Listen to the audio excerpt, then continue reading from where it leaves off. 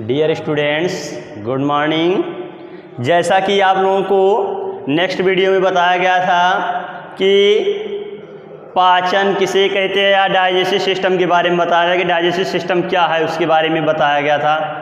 विभिन्न प्रकार के जो डाइजेस्टिव सिस्टम में भाग लेने वाले संपूर्ण ऑर्गन्स हैं, जितने भी अंग हैं, वो क्या करते हैं, अपने अपने स्थान पर रह करके अपनी अपनी क्रियाएं करते हैं। इसके बारे में चर्चाएं हुई थी, जैसे मुख एवं मुखगुहिका, ग्राह्य नली, आमाशय, छोटी आंत, बड़ी आंत, मालाशय, सीकम, कोलन, ये विभिन्न जो भी पार्ट्स थे बॉडी स्ट्रक्चर के, इसके बारे में चर्चाएं हो चुकी थी। आज हम चर्चा करेंगे पाचन ग्रंथियां, जो क्या हैं, डाइजेस्टिव ग्लैंड्स हैं, डाइजेस्टिव ग्लैंड्स। ये आज हम इसकी चर्चा करेंगे इस वीडियो में। तो आप लोगों ने हमारे अगर वीडियो को लाइक ना किया हो, सब्सक्राइब ना किया हो, तो आप लोग सबसे पहले हमारे वीडियो को सब्सक्राइब करें, ठीक, ताकि हम आप लोगों को क्या करें, समय समय पर वीडियो क्या करें, प्रोवाइड करते मिलें। अब आगे हम चर्चा करेंगे डाइजेस्टिव ग्लैंड। डाइजेस्टिव ग्लैंड्स क्या हैं, ये पाचन ग्रंथियां क्या हैं। पाचन ग्रंथियों का मतलब होता है ऐसी ग्रंथियां जो ऑर्गन्स हमारे शरीर में, उन ऑर्गन्स में पाए जाने वाले जो ग्लैंड्स हैं, उन ग्लैंड्स में से कुछ रस स्रावित होते हैं, कुछ हार्मोन स्रावित होते हैं, जो हमारे शरीर में भोज्य पदार्थों का क्या करते हैं, पाचन करते हैं। पाचन करने में क्या करते हैं, सहायता करते हैं। हम आज इसकी चर्चा करेंगे। तो पाचन ग्रंथियां जो हैं डाइजेस्टिव सिस्टम की 3 हैं,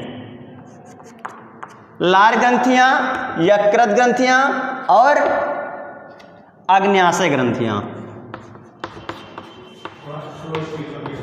ये 3 ग्रंथियां हैं, लार ग्रंथियां, यकृत ग्रंथियां, आग्नेयाशय ग्रंथियां। ये 3 ग्रंथियां हैं डाइजेस्टिव ग्लैंड की। तो हम चर्चा करेंगे आज लार ग्रंथियों की। लार क्या है, मनुष्य के मुख से निकला हुआ चिपचिपा पदार्थ। जो मनुष्य होता है, मनुष्य के मुख से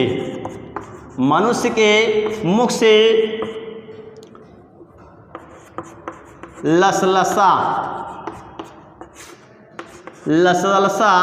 जो तरल पदार्थ निकलता है, उसे क्या कहते हैं, लार कहते हैं। कुछ देहाती भाषा में कहते हैं हम राल, जिसे हम क्या कहते हैं देहाती भाषा में, आमतौर की ग्रामीण भाषा में क्या बोलते हैं, राल बोलते हैं ना, उसी को हम शुद्ध भाषा में बोलते हैं लार। तो जो लार ग्रंथियां होती हैं वह कहाँ पाई जाती हैं, मुख में पाई जाती हैं। जैसे हम भोज्य पदार्थ कुछ खाते हैं, खाने पीने वाली पौष्टिक चीज़ें होती हैं, तो हमारे मुख से क्या निकलने लगता है, लार निकलने लगता है, जो चिपचिपा होता है। थोड़ा क्या होता है, चिपचिपा होता है, चिपचिपा है ये। तो मनुष्य के शरीर में जो लार ग्रंथियों की संख्या होती है 3 जोड़ी होती है। कितनी होती है इसकी संख्या, 3 जोड़ी। 3 जोड़ी का मतलब होता है इनकी संख्या कितनी हो गई, 6 हो गई। इनकी संख्या कितनी हो गई, 6। लार ग्रंथियों की संख्या कितनी होती है, 6 होती है।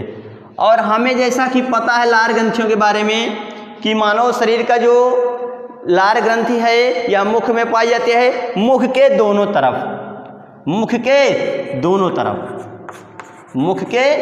तरफ, दाएं और बाएं दोनों पार्टों में डिवाइडेड। जो जैसे हमारा यह मुख है तो इधर भी लार ग्रंथियां पाई जाएंगी और इधर भी ग्रंथियां पाई जाएंगी जबड़े की तरफ, जिसे हम कर्णमूल ग्रंथियां भी कहते हैं, जो कान की कपालों में पाई जाती हैं। ये ग्रंथियां जो होती हैं क्या पाती हैं, कर्णमूल।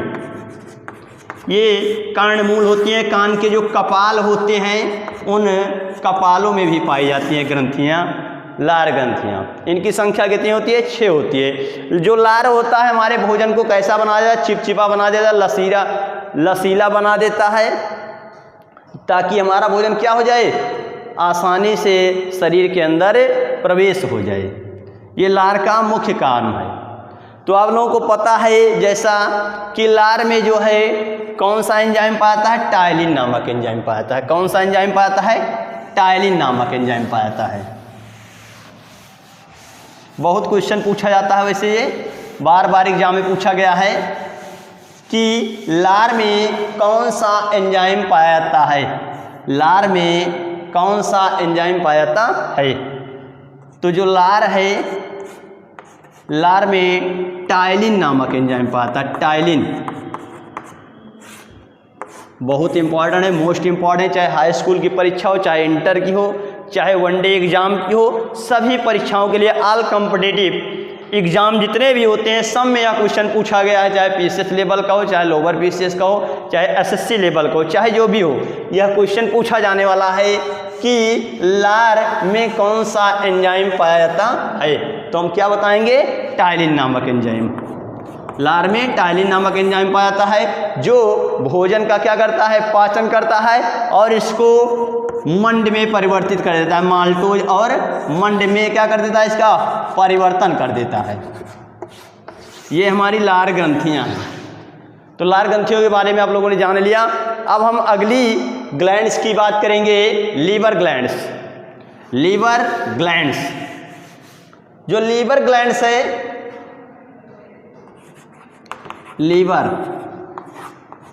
लीवर ग्लैंड्स, यकृत ग्रंथि। जैसा कि आप लोग जानते हैं कि जो यकृत ग्रंथि है, जैसा कि आप लोगों को पता है, यकृत ग्रंथि हमारे शरीर की सबसे बड़ी ग्रंथि है। हमारे शरीर की सबसे बड़ी ग्रंथि, सबसे बड़ी कौन सी है? यकृत है। यकृत ऐसे होता है, उसकी आकृति यकृत कैसी होती है? ऐसे होती है। क्या है ये? कौन सी ग्रंथि है? यकृत ग्रंथि। ऐसे होता है। ये क्या है? पित्ताशय है। ऐसे इसकी आकृति होती है, संरचना की आकार का होता है यकृत। यकृत जो होता है अष्टकोणीय संरचना का आकार का होता है, अष्टकोणीय। यकृत हमारे शरीर में जो होता है अष्टकोणीय आकार का होता है। और यकृत जो होता है यह हमारे शरीर की सबसे बड़ी क्या है? ग्रंथि है। क्या है? हमारे शरीर की सबसे बड़ी ग्रंथि है। यकृत हमारे शरीर क्या है? सबसे बड़ी ग्रंथि है। और यकृत में छोटी छोटी पित्त नलिकाएं होती हैं। यकृत में छोटी छोटी पित्त नलिकाएं होती हैं जो किसका कार्य करती हैं? पित्त रसों को। यकृत जो होता है पित्त रस को स्रावित करता है। यकृत से कौन रस निकलता है? पित्त रस निकलता है। यकृत से पित्त रस निकलता है, जो कहाँ इकट्ठा रहता है? कहाँ एकत्रित रहता है भाई? पित्त नलियों के माध्यम से पित्ताशय में एकत्रित रहता है। यकृत से पित्त रस स्रावित होता है, पित्त रस स्रावित होता है। उसके बाद में कहाँ एकत्रित रहता है? पित्ताशय में एकत्रित रहता है। या जो भोजन का क्या करता है? एमिनो एसिड में परिवर्तन कर देता है। भोजन को एमिनो एसिड में परिवर्तित कर देता है।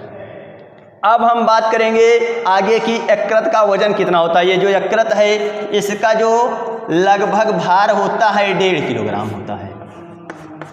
भार कितना होता है यकृत का? 1.5 किलोग्राम। यकृत का भार लगभग 1.5 किलोग्राम होता है। ये जो हमारे शरीर में यकृत पाई जाती है सबसे बड़ी ग्रंथि, इसका जो वजन होता है, भार होता है, कितना होता है? 1.5 किलोग्राम का होता है। अब आगे हम चर्चा करेंगे यकृत जो है पित्त रस निकालता है, जो पित्ताशय में एकत्रित रहता है। यह प्रतिदिन जो है 500 से 700 ग्राम यकृत जो है प्रतिदिन 500 से 700 ग्राम 700 ग्राम क्या करता है? पित्त रस निकालता है। और पित्त रस जो स्रावित करता है वह कहाँ इकट्ठा होता है? पित्ताशय में जाकर के इकट्ठा होता है। कहाँ इकट्ठा होता है? पित्ताशय में जाकर के इकट्ठा होता है। अब आगे हम बात करेंगे यकृत से एक विशेष प्रकार की प्रोटीन, यकृत से विशेष प्रकार की प्रोटीन होती है। और उस जो प्रोटीन का निर्माण होता है उसे कहते हैं फाइब्रिनोजन। फाइब्रिनोजन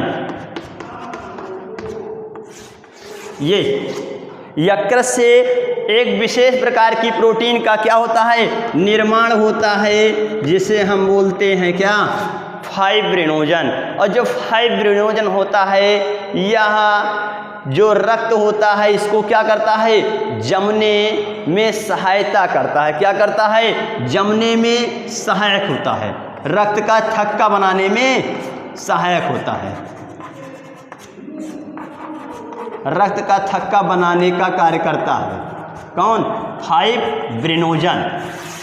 फाइब्रिनोजन का जो मुख्य कार्य होता है वह रक्त का थक्का बनाने में क्या करता है, कार्य करता है। एक विशेष प्रकार की जो प्रोटीन होती है जिसे क्या बोलते हैं हम, फाइब्रिनोजन।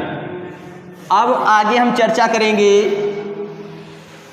तो एक तो अंग हो गया थोड़ा सा फाइब्रिनोजन जो है यह रक्त का थक्का बनाता है, और दूसरा जो होता है हिपैरिन, बहुत इंपॉर्टेंट है, मोस्ट इंपॉर्टेंट है, बहुत इंपॉर्टेंट क्वेश्चन। ठीक, हिपैरिन मानव शरीर में पूछा जाता है क्वेश्चन कि मानव शरीर में, ह्यूमन बॉडी में हिपैरिन का मुख्य काम क्या है। तो हिपैरिन जो होता है यह यकृत से स्रावित होता है, यकृत से भी क्या होता है, यकृत में इसका निर्माण होता है। यकृत से क्या होता है, स्राव करता है, निकालता है, रस निकालता है, जो रक्त को थक्का बनने से रोकता है, रक्त का थक्का नहीं बनेगा। हिपैरिन जो जब स्रावित होगा तो वह क्या काम करेगा, रक्त को थक्का बनने से क्या करेगा, रोकेगा।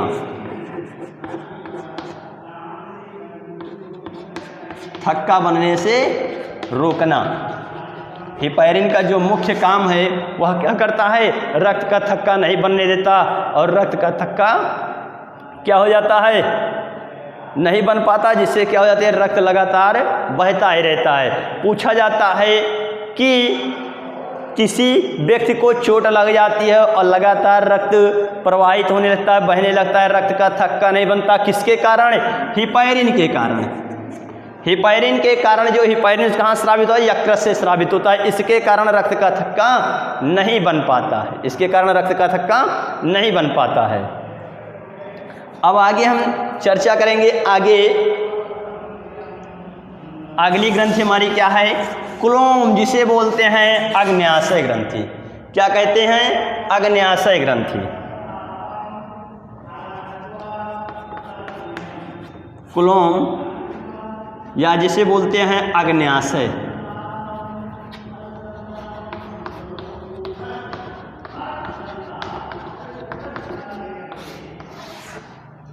अग्न्याशय ग्रंथि को हम क्या कहते हैं, कुलोम ग्रंथि के भी कहते हैं। अग्न्याशय ग्रंथि को हम क्या कहते हैं, कुलोम ग्रंथि के भी नाम से जानते हैं। अब आगे हम चर्चा करेंगे। जो ये है, ऐसे आप लोगों को दिखाई दे रहा है, ये क्या है, ग्रहणी है।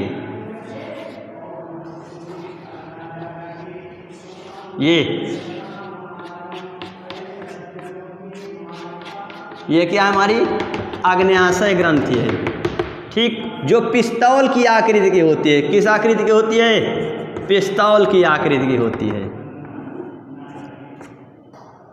अग्न्याशय ग्रंथि जो है ये किस आकृति की होती है, पिस्तौल की आकृति की होती है। ये इसकी आकृति कैसी होती है, पिस्तौल के समान होती है।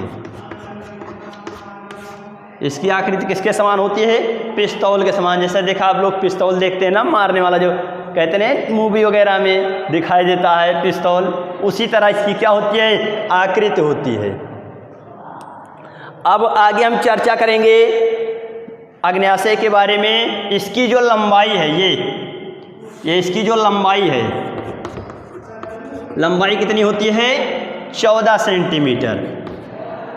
14 सेंटीमीटर अग्न्याशय की क्या होती है, लंबाई होती है। और चौड़ाई जो होती है, ये इसको क्या बोलेंगे, चौड़ाई बोलेंगे। तो इसकी चौड़ाई कितनी हुई, 3 सेंटीमीटर से 1.5 सेंटीमीटर। चौड़ाई जो होगी क्या होगी, 3 सेंटीमीटर से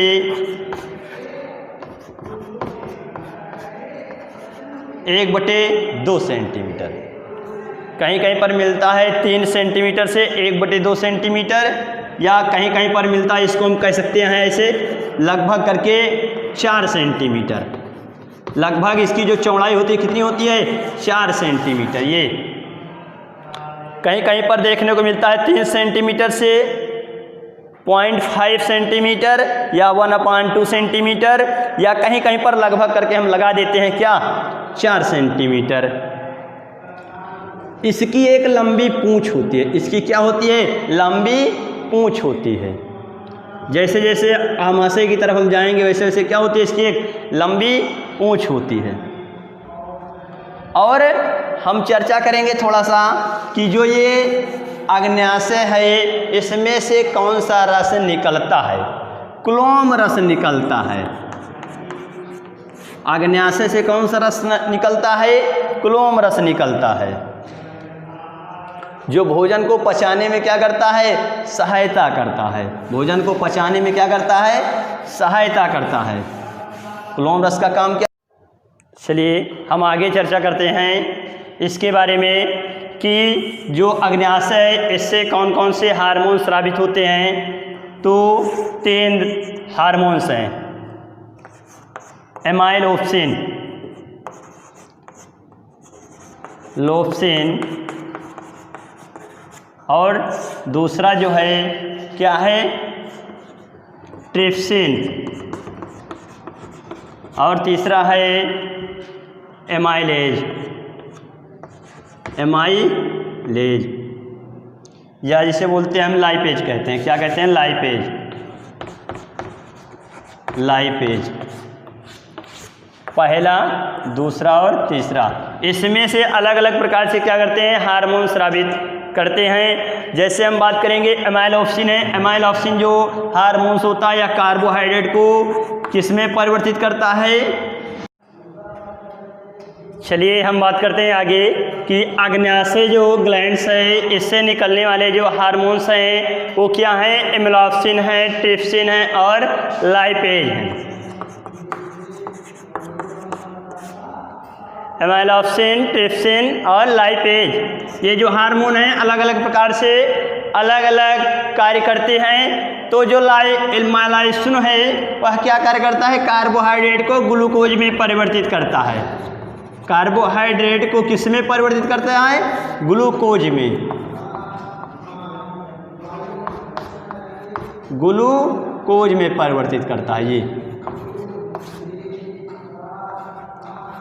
जो एमाइलोप्सिन हार्मोन है या कार्बोहाइड्रेट को ग्लूकोज में परिवर्तित करता है। जो ट्रिप्सिन है यह एमिनो एसिड में परिवर्तित करता है, एमिनो एसिड में, एमिनो एसिड में क्या परिवर्तित करता है, ट्रिप्सिन नामक जो हार्मोन रहता है वह किस में परिवर्तित कर देता है, एमिनो एसिड में। और जो अगला हमारा हार्मोन है लाइपेज, लाइपेज जो होता है वसा को किस में कन्वर्ट कर देता है, किस में परिवर्तित कर देता है, फैटी एसिड में,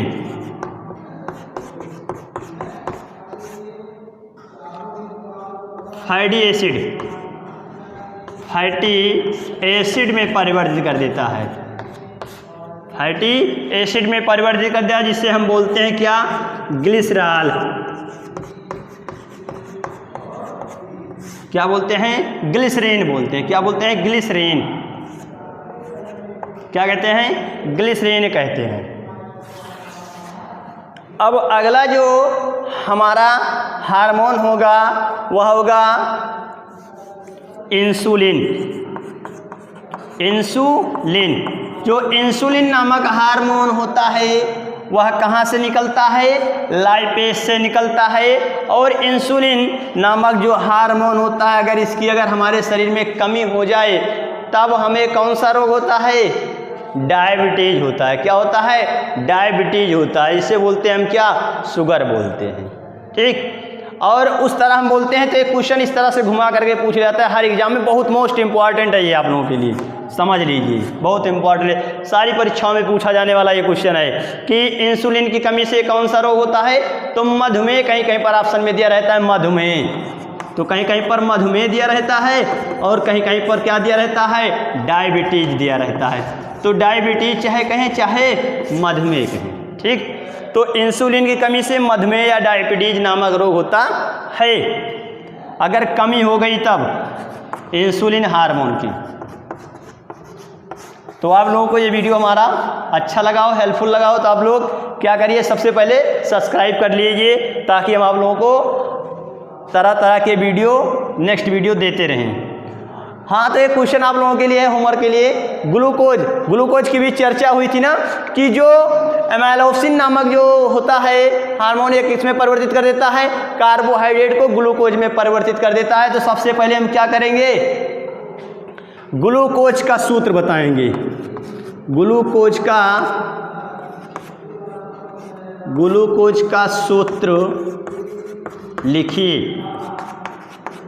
बहुत पूछा जाता है क्वेश्चन कि ग्लूकोज का सूत्र लिखिए, ग्लूकोज का सूत्र क्या होगा। तो आप लोग क्या करें, कमेंट करें और कमेंट बॉक्स में यह ज़रूर बताएं कि ग्लूकोज का सूत्र क्या होगा। तो आप लोग हमारे चैनल को क्या करिए, सब्सक्राइब करिए। धन्यवाद।